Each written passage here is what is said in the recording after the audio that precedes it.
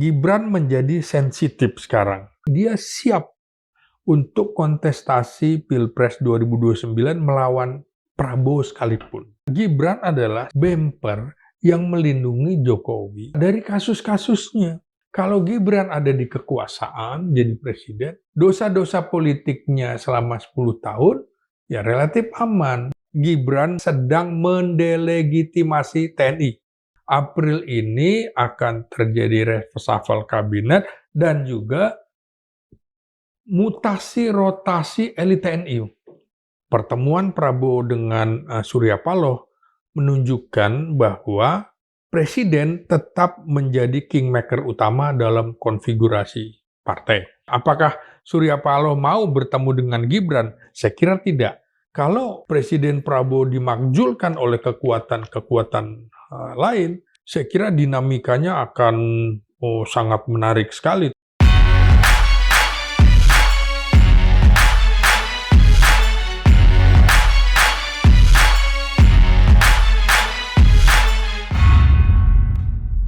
Sobat Madilog, dinamika politik hari ini mulai berombak ya, bukan lagi seperti air tenang menghanyutkan. Kenapa berombak? Karena sudah mulai muncul pergerakan di lapangan, terutama yang saya lihat adalah di kampus-kampus, di daerah-daerah, bahkan daerah-daerah yang ukurannya mestinya pergerakan mahasiswa belum muncul, seperti Jambi ya, sudah mulai terbentuk mimbar bebas di banyak kota, terutama membahas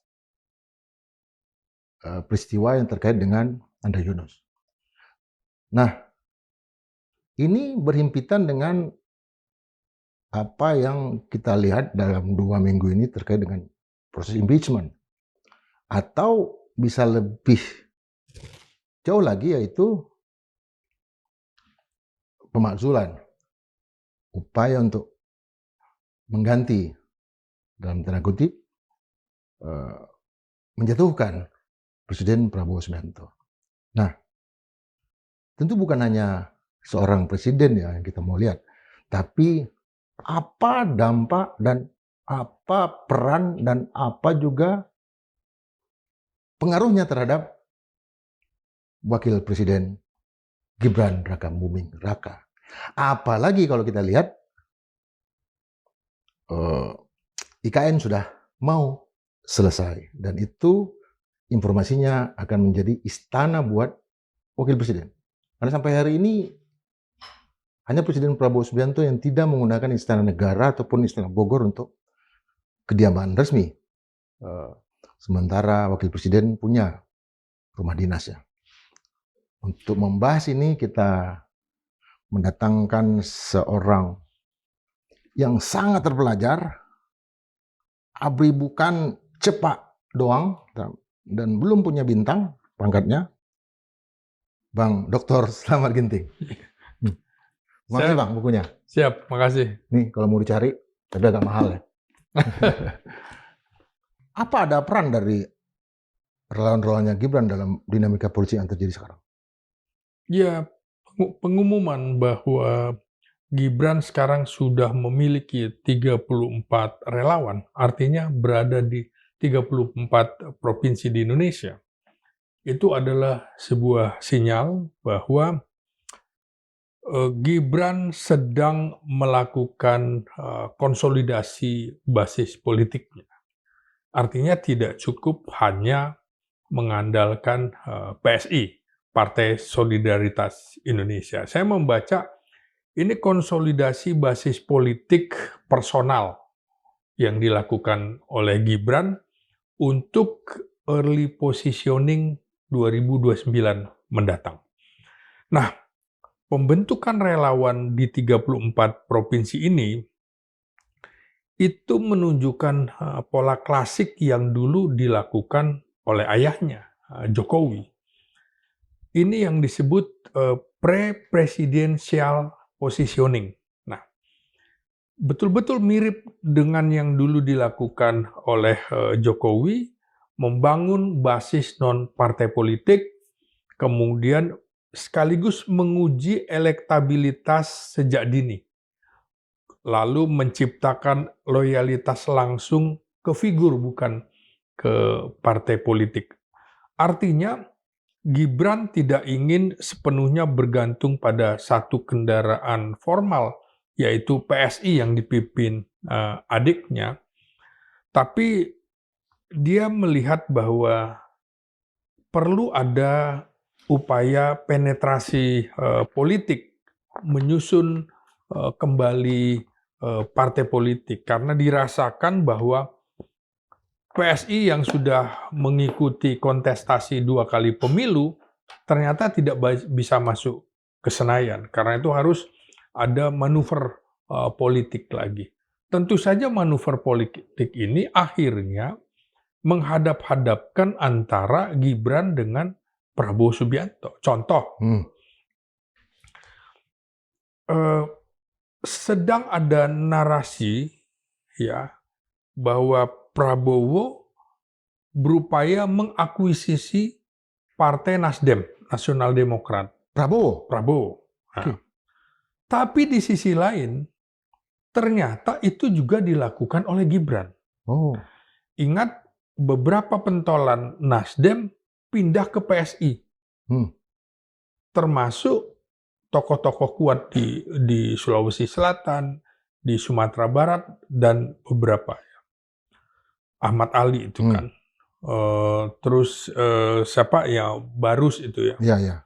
Nah, ini artinya apa? Pendekatan Gerindra kira-kira 11 April lalu berkembang informasi Prabowo menjumpai Surya Paloh. Tanpa diketahui pers ya? Tanpa diketahui pers. Pertemuan di Hambalang. Bisa dibilang posisi Surya Paloh ini kan relatif terjepit setelah di dalam kontestasi pemilu 2024 lalu berseberangan dengan Jokowi.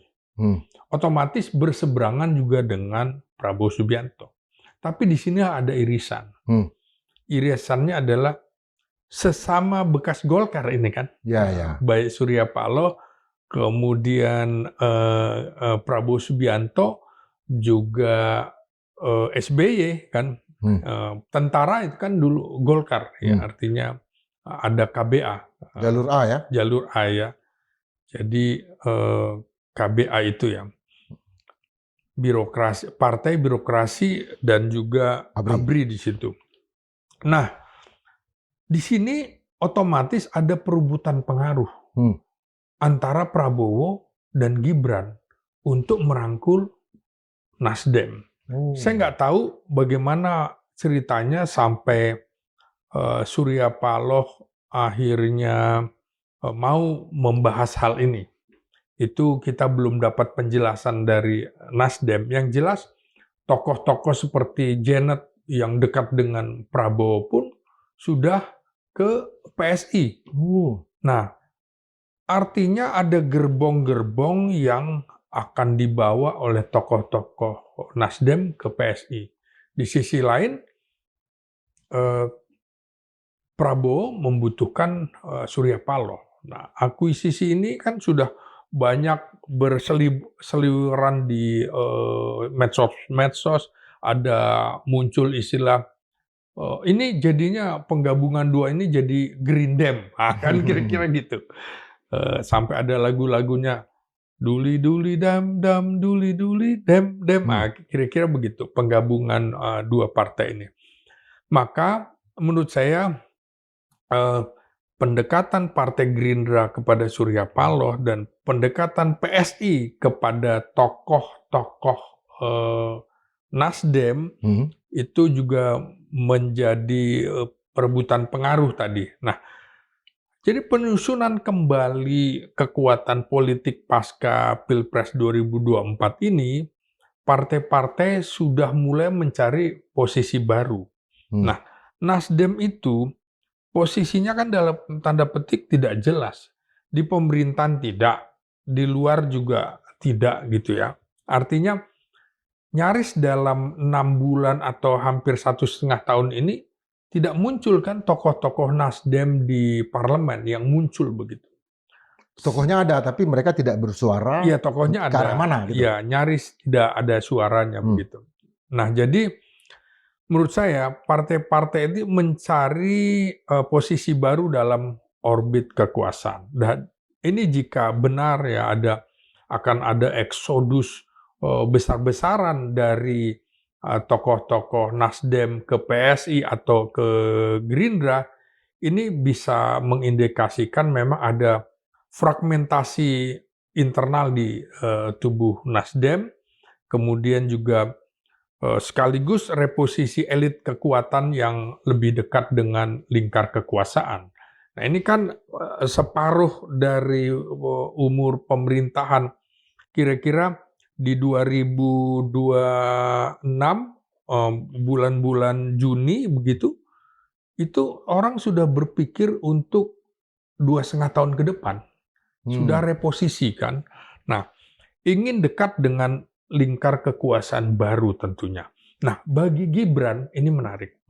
Penetrasi ke partai adalah cara mempercepat untuk mendapatkan kendaraan politik. Apalagi misalnya Nasdem ini kan suaranya sekitar 8-9% partai menengah. Nah, di sini juga kita harus membaca, Bung Indra, bahwa ada tawar-menawar parliamentary threshold ini berapa gitu kan. Ya kan? Ketika misalnya mau bikin 10, kan banyak partai akan berguguran kan. Nah, di sini barangkali Surya Paloh, saya melihatnya kemungkinan partainya akan naik itu menjadi pesimistis gitu ya. Maka yang lebih realistis adalah bergabung dengan Gerindra begitu ya. Nah, di sisi lain mereka tuh tidak ingin membangun Gibran, maksud saya tidak ingin membangun partai politik dari nol. Lebih bagus misalnya Nasdem yang sudah beberapa kali ikut pemilu langsung kan, langsung masuk ke Senayan. Jadi menggiurkan Nasdem bagi Gibran dan juga bagi Prabowo Subianto. 3 kali ya, 2014, 2019, 2024. Iya. Nah, makanya di sini menurut saya ada diferensiasi politik dari Prabowo. Pertemuan Prabowo dengan Surya Paloh menunjukkan bahwa presiden tetap menjadi kingmaker utama dalam konfigurasi partai. Belum ada pertemuan misalnya, apakah Surya Paloh mau bertemu dengan Gibran? Saya kira tidak. Karena itu Gibran menggunakan orang-orang Nasdem yang dulu masuk di dalam untuk gerilya, kira-kira gitu. Gerilya menggebosi Nasdem. Artinya dengan posisi Gibran misalnya penting di salah satu partai, katakanlah dia masuk, dapat misalnya Nasdem misalnya, dia akan punya nilai jual, nilai tawar di muka Pak Prabowo. Iya, pastilah. Jadi Gibran itu ingin membangun orbitnya sendiri. Ya, jadi jika benar ada upaya Gibran, ini kan masih menjadi tanda tanya. Jika betul bahwa Gibran ada upaya memasukkan orang-orang Nasdem, diberikan janji-janji ke dalam PSI begitu ya.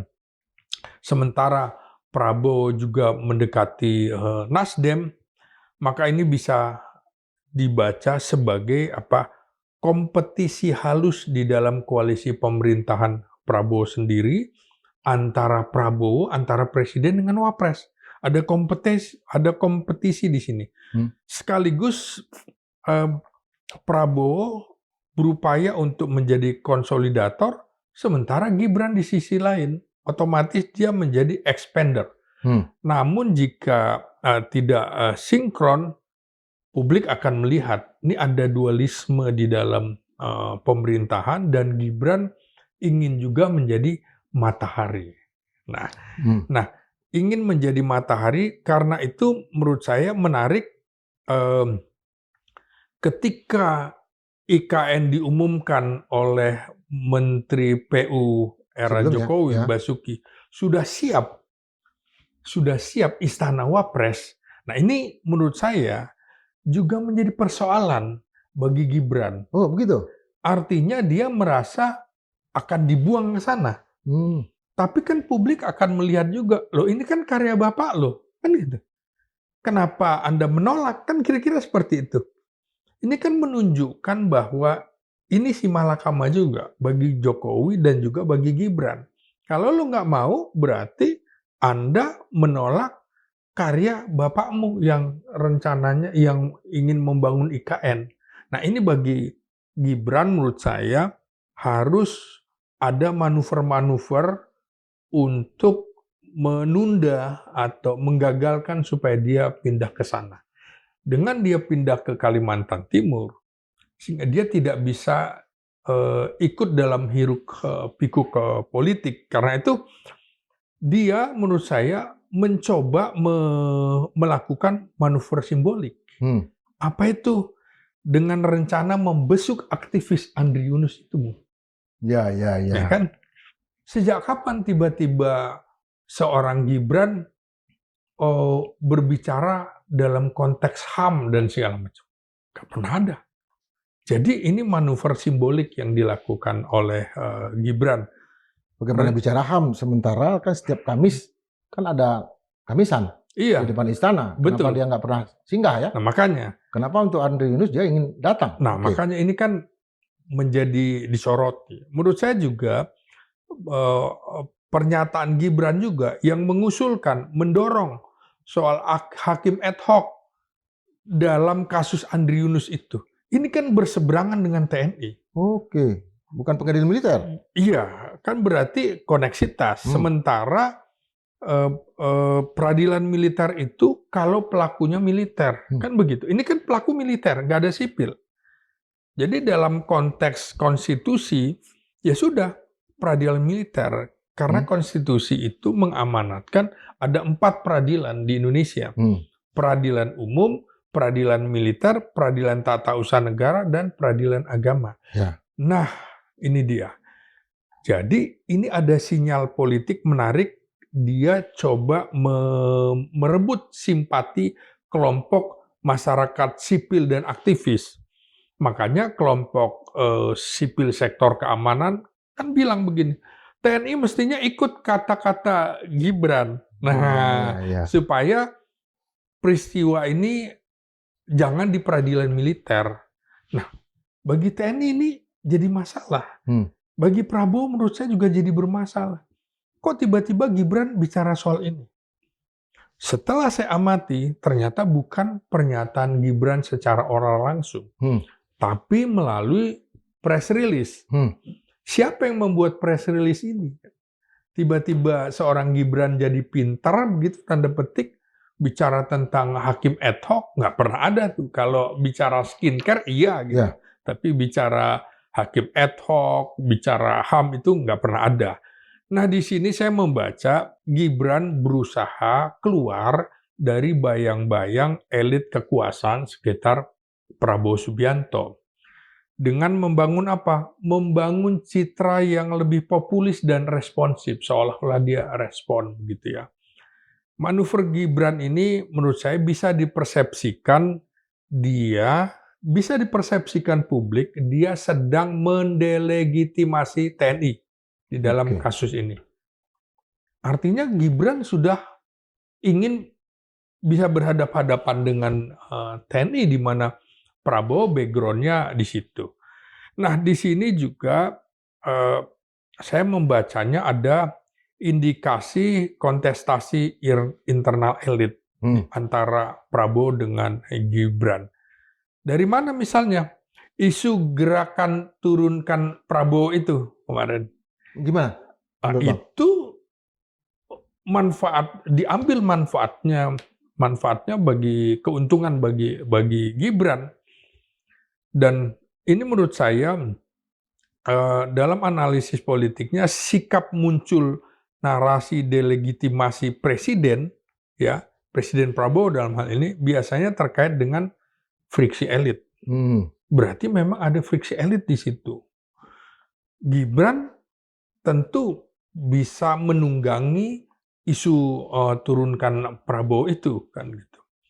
Jadi ini sekaligus manuver bargaining politik supaya dia tidak ditekan-tekan gitu ya.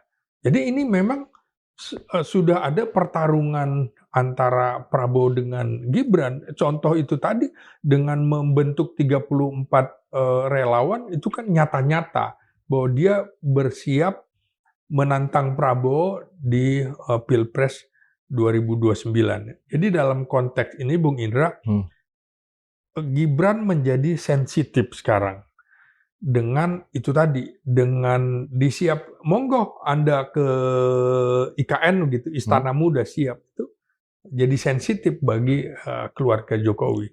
Ya. Di satu sisi dia bagian dari pemerintahan, tapi di sisi lain dia sedang membangun kekuatannya sendiri, begitu. Apakah ini semata-mata untuk 2029, Bang? Atau lebih awal lagi bahwa kejatuhan Presiden Prabowo misalnya, kalau itu terjadi ya, otomatis kan Wakil Presiden akan dilantik, diambil sumpah. Nah, itu makanya arah besarnya yang harus kita tangkap. Gibran itu sedang main strategi dua kaki. Dari keseluruhan pola yang kita tangkap dari manuver-manuvernya, Gibran bisa diringkas menggunakan betul-betul strategi dua kaki. Kaki satu, inside power. Maksudnya adalah tetap dalam orbit kekuasaan Prabowo Subianto dengan memanfaatkan akses negara sebagai wapres dan juga merasa punya legitimasi jabatan dari pemilu. Kaki kedua ya tentu saja ya outside power.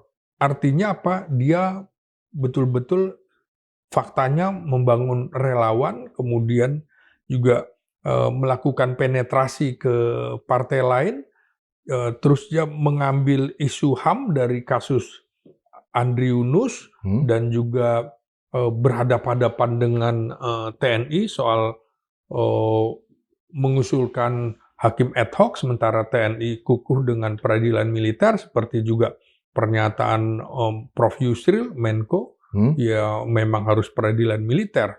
Nah, tujuannya apa? Tujuan yang dilakukan Gibran ini betul-betul dia siap untuk kontestasi Pilpres 2029 melawan Prabowo sekalipun. Artinya apa? Tanpa kehilangan posisi wakil presiden. Nah, dia sudah betul-betul apa yang dulu mungkin diprediksi seorang pengamat, mungkin Prabowo cuma 2 tahun, ya betul-betul dia sekarang sedang menggenjot itu. Artinya betul-betul nanti bulan Mei, bulan Juni yang kemungkinan akan ada demo, ya setiap hari buruh kan pasti ada demo, belum lagi Juni. Jadi jadi kesimpulan saya menurut saya dari analisis politik, manuver Gibran ini menunjukkan akselerasi politik yang terlalu dini juga untuk level wapres gitu kan. Terlalu cepat dia melakukan manuver itu, dan itu malah bagi Prabowo menguntungkan. Oh, ternyata dia memang sedang mengincar posisi saya, kan begitu. Nah, ini juga bukan sekadar aktivitas rutin yang tiba-tiba sekarang aktivitasnya berbau nuansa-nuansa politis, bukan sosial, bukan kebudayaan, dan lain-lain. Nah, ini harus dibaca, Gibran sedang melakukan konsolidasi kekuatan personal dan juga upaya merebut pengaruh di partai-partai.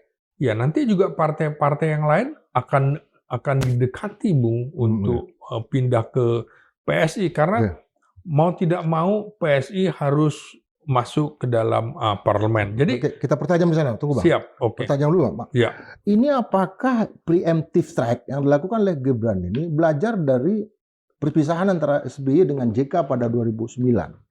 Dan itu terlambat. Artinya SBY 2004 sama JK, 2009 SBY melawan JK. Iya. JK Wiranto kemudian. Artinya Gibran tidak ingin berada dalam posisi JK yang terlambat melakukan konsolidasi sehingga tidak lagi memiliki satu kemampuan untuk menggerakkan roda elektoralnya. Bisa jadi Bung Indra. Maka kita harus membacanya, kunci utamanya apakah langkah-langkah Gibran ini sudah terkoordinasi dengan Prabowo atau bukan? Itu pertanyaannya. Atau justru akan berkembang menjadi kompetisi internal kekuasaan dengan Prabowo. Istana belum mengumumkan soal ini. Tapi yang dibaca publik adalah dari analisis politik sudah terjadi rivalitas antara Presiden Prabowo dengan Gibran. Makanya tadi Bung Indra bilang pertanyaan soal pemakzulan sesuatu yang mengerikan sebenarnya. Nah, pemakzulan ini tentu saja tidak mudah dalam konstitusi Indonesia dan aturannya sangat ketat begitu ya. Apalagi dalam sistem ketatanegaraan kita, pemakzulan presiden memang sudah ada diatur di dalam Undang-Undang Dasar 1945.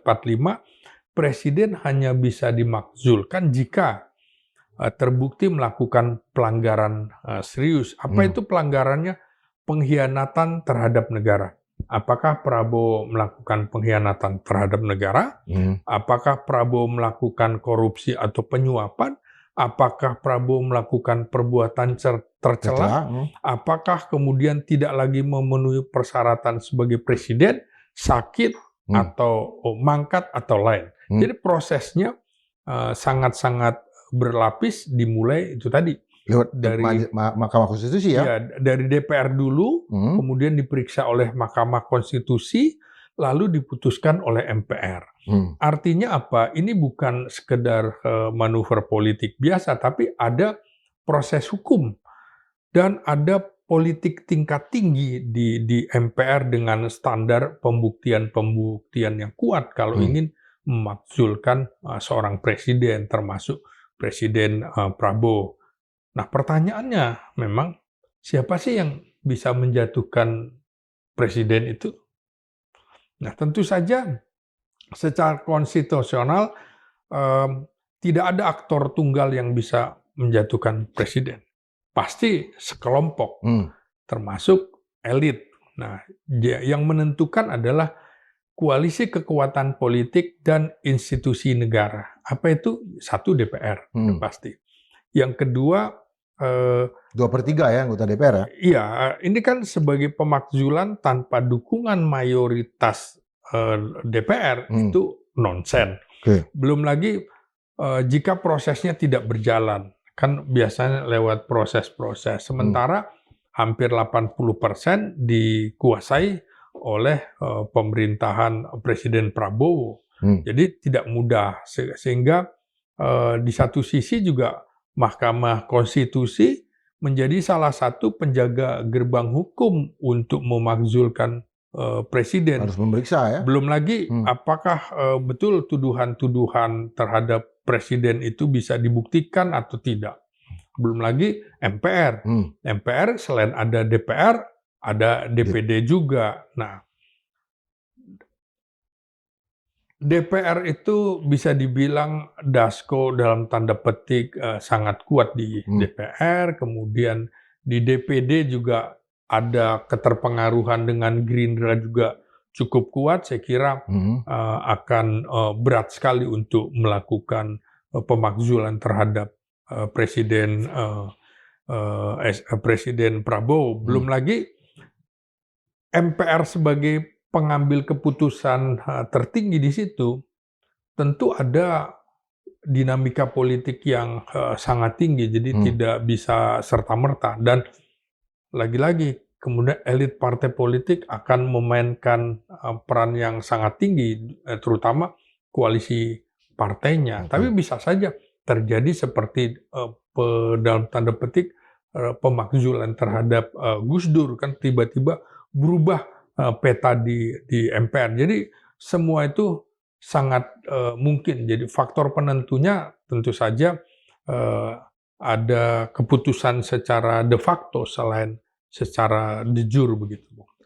Apakah juga mungkin pemakzulan, katakanlah dari presiden ya, bisa Iya. terjadi terhadap wakil presiden? Gibran Oke. dalam hal ini karena kita lihat parsel terhadap Rismon Mhm. itu seolah-olah menyelesaikan masalah ijazahnya Mhm. Gibran dalam hal ini yang diteliti oleh Rosyuro di Australia. Apakah ini yang memperlihatkan bahwa Gibran tidak lagi punya persoalan dengan ijazahnya sehingga proses yang coba dilakukan oleh kalangan purnawirawan dengan meminta DPR untuk melakukan pemakzulan terhadap Gibran itu jadi tidak terrealisir sekarang? Saya melihat ya isu ijazah asli atau palsu Jokowi yang kemudian kemarin JK turut bersuara itu kan menarik. Dia bilang, saya yakin ijazah itu asli, tapi tunjukkan dong. Nah, ini kan yang kemudian dijawab oleh Jokowi lagi-lagi. Yang harus menunjukkan adalah yang menuding ijazah saya palsu. Ya artinya semakin lama isu ijazah ini bagi saya justru menguntungkan Presiden Prabowo. Juga termasuk isu ijazah, dugaan ijazah palsunya Gibran. Itu menjadi kartu truf Prabowo karena itu otomatis sentimen negatif bagi keluarga Jokowi. Kan begitu. Ini kan nggak selesai-selesai. Bahkan ada rencana akan dilakukan deponering oleh Kejaksaan Agung, kan seperti itu. Nah, dalam sejarah politik global memang tekanan publik bisa mempercepat dinamika, termasuk dinamika pemakzulan. Nah, jadi pemakzulan bisa saja bukan pemakzulan terhadap presiden, tapi pemakzulan terhadap wakil presiden atau pemakzulan terhadap kedua-duanya. Bisa juga dilakukan. Dan ini tentu saja tidak otomatis menggantikan menggantikan mekanisme yang formal. Pasti ada semacam operasi sesar kan kalau sesar politik kalau di dalam pemakzulan. Semuanya sama seperti pemakzulan terhadap Presiden Soekarno, pemakzulan terhadap Presiden Soeharto. Dua-duanya akhirnya kan menggunakan pola yang berbeda. Laporan pertanggungjawaban Presiden Soekarno ditolak. Kemudian Presiden Soeharto mengundurkan diri sebelum MPR mengeluarkan keputusan berhenti. Jadi yang menarik itu tadi, siapa yang diuntungkan jika Presiden Prabowo dimakzulkan. Kan begitu. Yang pertama orang nomor satu dulu. Jika berbicara tentang hipotesis politik, Bung Indra, maka pihak yang memperoleh keuntungan kalau presiden dimakzulkan, ya wakil presiden yang diuntungkan. Contoh, pada saat Presiden Soekarno, kan wapresnya memang sudah mundur waktu itu, sehingga tidak ada wapres.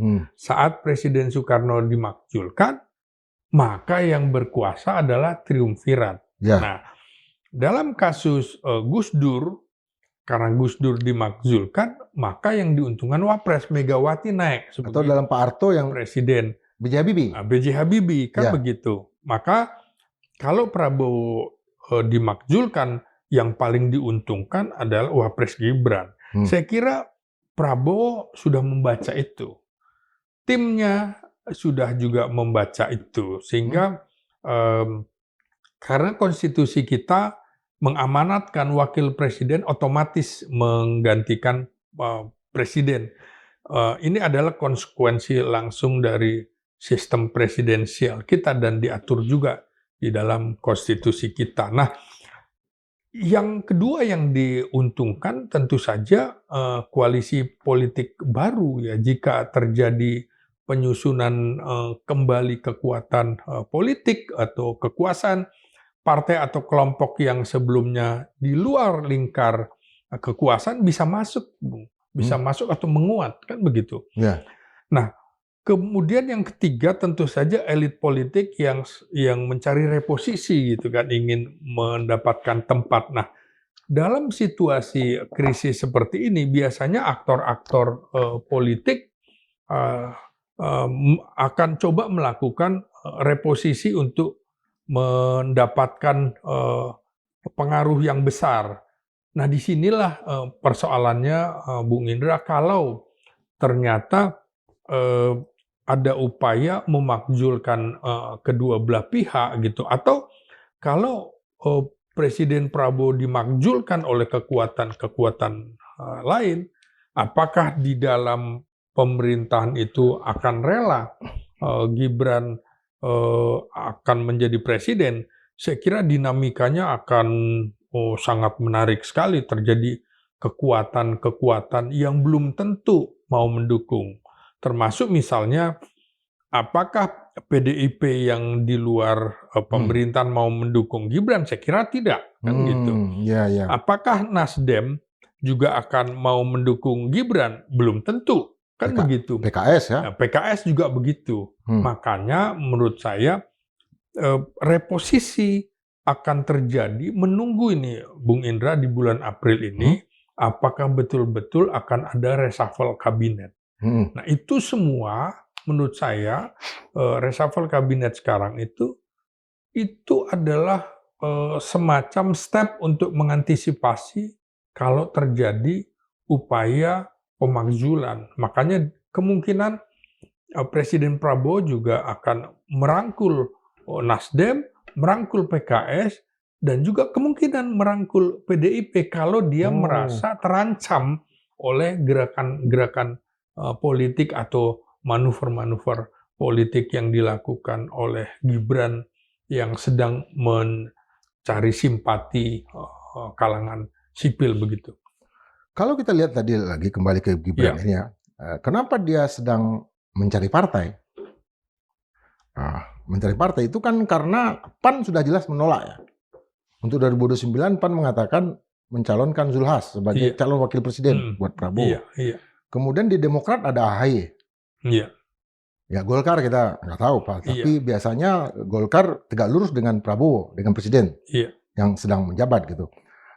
Artinya di sini Gibran juga merasa bahwa tidak ada peluang sama sekali buat dia kalau meneruskan koalisi ini, dan dia nggak akan lagi diusung oleh partai-partai yang ada dalam, terutama 4 partai ini.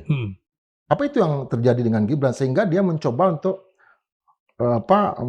masuk ke Nasdem dan segala macam? Iya, otomatis partai menengah terutama akan digrogoti dengan cara itu tadi, menawarkan permen-permen politik, misalnya itu tadi. Barangkali dia akan membentuk tim sendiri selain tim relawan itu, dengan menjanjikan, ya di dalam politik kan biasa ada kompensasi politik. Sambil kemudian menunggu hasil riset posisi PSI naik atau tidak. Makanya menurut saya dalam 2,5 tahun ini akan terjadi bargaining politik juga di dalam partai-partai di dalam pemerintahan itu. Kalau misalnya saya tidak diberikan tempat yang baik itu di kabinet maupun dijanjikan untuk masuk di dalam parlemen, ya mereka akan berhitung.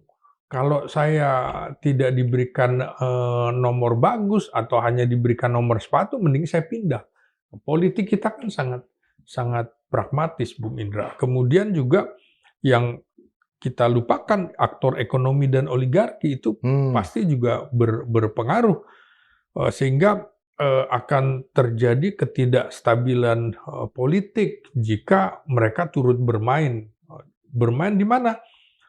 Ketika krisis ekonomi, krisis moneter seperti tahun 1997, apa iya tidak ada oligarki yang bermain?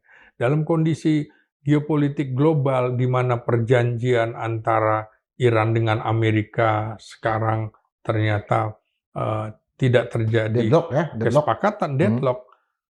Ini kan sudah terbayang orang akan ada situasi krisis yang tidak bisa Antrian di SPBU ya? ya, misalnya. Nah, ketidakstabilan otomatis akan menimbulkan ketidakstabilan ekonomi, ketidakstabilan politik, dan ini seringkali dimanfaatkan oleh kelompok-kelompok ekonomi tertentu. Untuk apa? Tentu saja mempengaruhi kebijakan baru, kemudian mengamankan kepentingan bisnisnya. Tawar-menawar lagi pasti dengan pemerintah, dan juga mendapatkan akses yang lebih besar di kekuasaan. Nah, makanya aktor eksternal ini yang secara tidak langsung dalam geopolitik akan terus bermain, Bung Indra. Misalnya perubahan kepemimpinan itu biasanya membuka peluang bagi negara lain untuk juga mempengaruhi arah kebijakan politik luar negeri.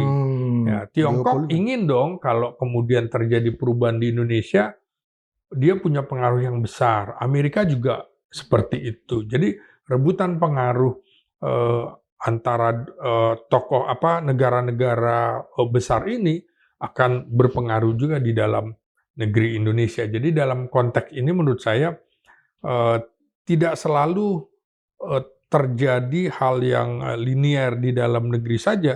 Peristiwa di dalam negeri pasti bisa ditarik ke dalam konteks hubungan internasional. Maka ada risiko yang lebih besar dari isu pemakzulan Presiden Prabowo ini. Apa itu? Skenario pemakzulan itu tentu risikonya besar ya. Kenapa? Instabilitas politik sudah pasti, kemudian ketidakpastian ekonomi. Jadi isu pemakzulan terhadap presiden itu bisa mengarah ke instabilitas. Bicara saja misalnya, turunkan presiden misalnya, itu bisa berdampak, walaupun secara konstitusi tidak ada yang salah, itu boleh kan cara berpikir di dalam dunia akademik boleh. Tapi kalau diucapkan di luar, itu dampaknya bisa macam-macam. Publik kemudian akan bisa terpengaruh gitu ya. Jadi tentu saja ada yang mengambil keuntungan. Keuntungannya itu tadi, turunnya kepercayaan terhadap pemerintah, terhadap Presiden Prabowo dalam hal ini. Kemudian juga internasional juga nggak percaya.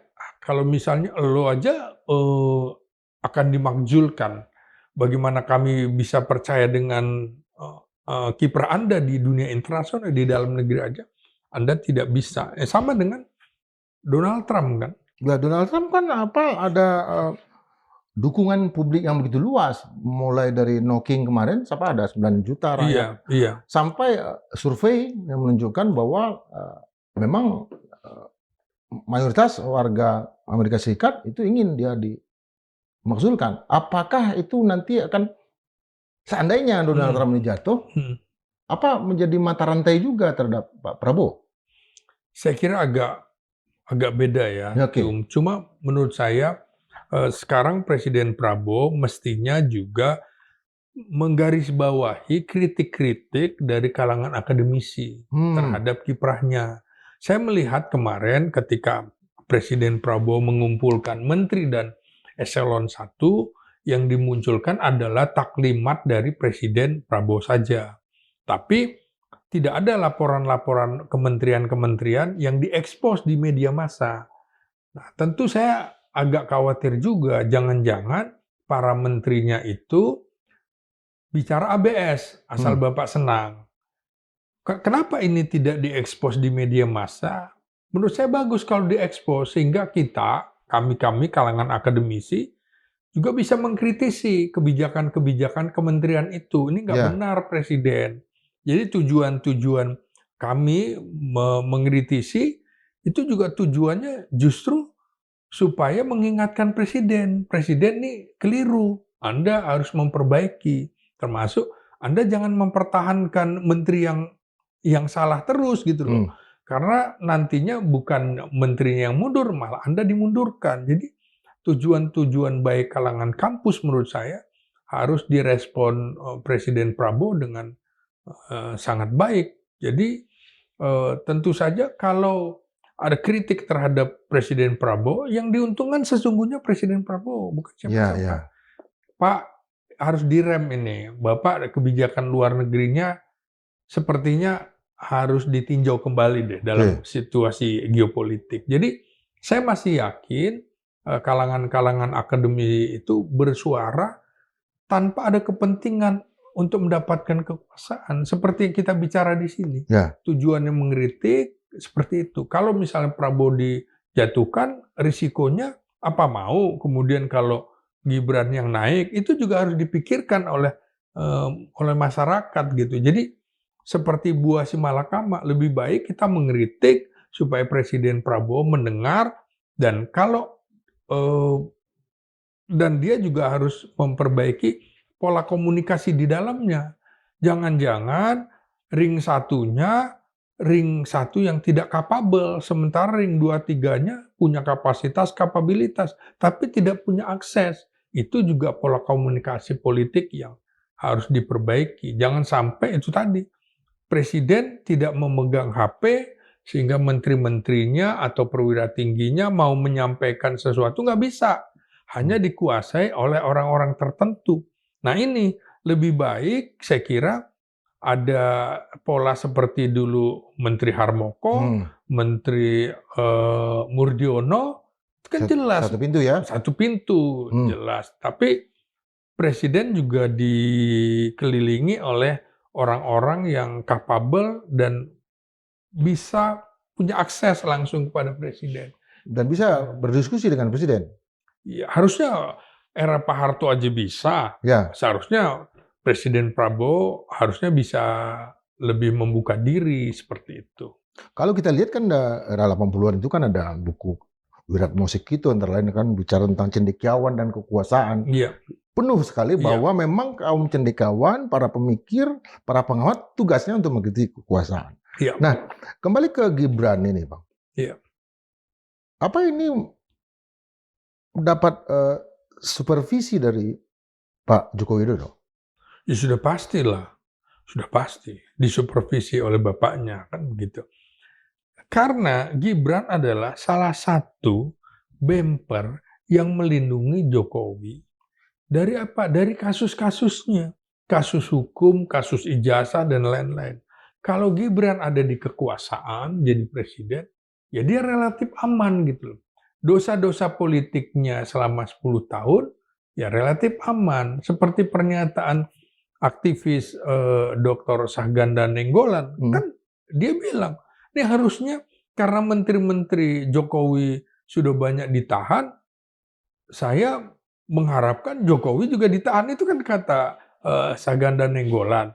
Artinya memang dia membaca bahwa Jokowi sedang melakukan manuver politik melalui Gibran dengan cara-cara itu tadi, yaitu mempengaruhi aktivis sipil dalam kasus Andri Yunus, dia kemudian mendorong agar ada hakim ad hoc dalam penanganan kasus Andri Yunus seperti itu. Itu manuver politik, menurut saya begitu. Jadi kembali lagi pemakzulan di Indonesia itu sangat sulit dan dan biasa akan, bahkan di Amerika juga sulit. Iya, akan menimbulkan krisis besar. Jadi proses institusionalisasinya juga bukan sekedar politik jalanan, tapi risikonya secara nasional. Jadi tidak mudah juga memakzulkan presiden karena indikasi 4 atau 5 indikasi itu akan sulit juga tercapai. Kalau kita lihat kan kisah pemakzulan ini kan sebetulnya yang sudah lama kan di Filipina, Bang. Iya. Antara Sara Duterte kan dengan. presidennya mau dimasulkan, Sarahnya mau dimasulkan, ada Duterte mantan presiden dan segala macam. Sampai hari ini kan begitu-begitu aja. Padahal ini udah 2 tahun sebelumnya, sebelum Indonesia. Artinya untuk negara sekecil Filipina pun pemakzulan atau impeachment itu hanya kisah heroisme dan hanya menjadi narasi aja, bukan satu tindakan politik. Iya, sama Bung Indra. Misalnya, apakah dengan mudah kalau Prabowo dimakzulkan, Gibran otomatis naik? Nggak juga. Nggak semudah itu. Apakah Menteri Pertahanan, Menteri Dalam Negeri, Menteri Luar Negeri setuju? Kalau tidak setuju, nggak mudah. Perpanjang. Iya, berarti kan kalau kemudian dua-duanya dimakzulkan misalnya, maka yang berkuasa adalah triumvirat, ya kan? Sampai dengan batas waktu mempersilahkan MPR untuk memilih presiden dan wapres baru. Kalau dua-duanya kan seperti itu. Yang diberi kesempatan otomatis koalisi pemenang pemilu presiden yang kemarin. Ada apa? Ada Gerindra, ada Golkar, ada Demokrat, ada PAN. 4 kan? Mencalonkan. Melawan koalisi pemenang kedua ya? Dia mencalonkan aja dulu, di situ aja. Nah, apakah kemudian semulus itu? Golkar pasti ingin presidennya dari Golkar. Kan gitu. Karena dia urutan pertama. Gerindra urutan kedua. Dia juga pasti ingin posisi itu, kan gitu. Sementara Gibran ini kan lemah, PSI nggak ada di situ. Nah, lah Gerindra kehilangan presiden, dia ingin wapres misalnya kan? Belum lagi kalau ada manuver PKB, ya kan? Muhaimin ingin juga kan? Muhaimin ingin juga, ingin yang urutan keduanya tampil juga, karena di situ ada Nasdem waktu itu kan? Ada Nasdem, PKS, ada PKS, ada PKB, kan nggak mudah ini kan? Makanya kita harus membaca juga pola ketika terjadi pertemuan Prabowo dengan Surya Paloh. Kemudian ketika PSI berusaha menggembosi Nasdem. Itu harus dibaca ke arah itu, Bun. Kemungkinan-kemungkinan seperti itu. Ya politik kan harus membacanya 2, 3, 4, 5 langkah ke depan. Kalau kita lihat juga kan sebelumnya kan Bang Surya Paloh kan ketemu dengan Safri kan. Begitu juga dengan PKS kan. Artinya ini satu jalan yang linear ya. Artinya sudah dibangun juga komunikasi bukan hanya dengan Presiden Prabowo, tapi juga dengan Safri. Gimana pun juga triumvirat itu 3 menteri ini kuat. Menhan, Mendagri, Menlu itu kan kuat. Artinya begini. Presiden Men ya?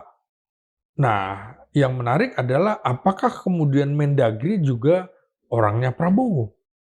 Nah, kita tunggu ini nanti sampai reshuffle. Apakah Tito termasuk yang di reshuffle atau tidak? Kalau dalam situasi krisis seperti ini, bisa jadi ini di reshuffle. Prabowo tidak nyaman. Triumviratnya adalah orang-orang betul, orang-orang dia. Bukan orang yang pernah menjadi menteri era sebelumnya. Saya kira menarik. Dan menurut saya, perkiraan saya, April ini akan terjadi reshuffle kabinet dan juga mutasi rotasi elit TNI. Kapolri? Kita lihat saja. Gitu. Dalam Senayang penujuman sebagai ahli nujum dari Kapolri gimana? Saya kira Presiden Prabowo punya cara tersendiri untuk menghadapi persoalan Listio Sigit ini mau dikemanakan, kapan, dan mana. Saya kira cuma Prabowo dan Allah Subhanahu wa Ta'ala yang tahu apa yang ada di pikiran Prabowo. Begitu, Bu. Oke, saya simpan pertanyaan itu nanti buat Dr. Mahfud MD. Makasih, Bang. Siap. Sobat Madilog, baru kali ini kita membedah satu isu terkait dengan satu orang, tapi dengan sangat dalam, tajam, dan mudah-mudahan terpercaya ya. Tentu bukan untuk memberikan satu provokasi ya, tapi ini perspektif sekaligus perspektif dinamika ya, karena bagaimanapun kalau kita baca ya buku-buku biografinya Bung Karno, ada perspektifnya Berdadam, Pak Bung Karno seorang flamboyan, ada perspektif Kehin yang mengatakan bahwa Bung Karno adalah kelompok tua yang dia dukung. Ben Anderson justru menempatkan Soekarno sebagai kelompok tua dan dia mendukung kelompok muda. Artinya perspektif yang kita coba bangun tadi ingin memperlihatkan satu persoalan bahwa tidak mudah hanya sekedar berkata-kata, tapi yang paling penting di sini Presiden harus mendengar para pengamat, para ahli, dan juga memaparkan apa yang dikerjakan selama menjalankan pemerintahan, bukan hanya sekedar berpidato. Karena pidato bagaimanapun itu kita sudah saksikan sejak zaman Romawi Yunani. Sampai jumpa dalam edisi berikutnya dengan Bang Ginting. Salam.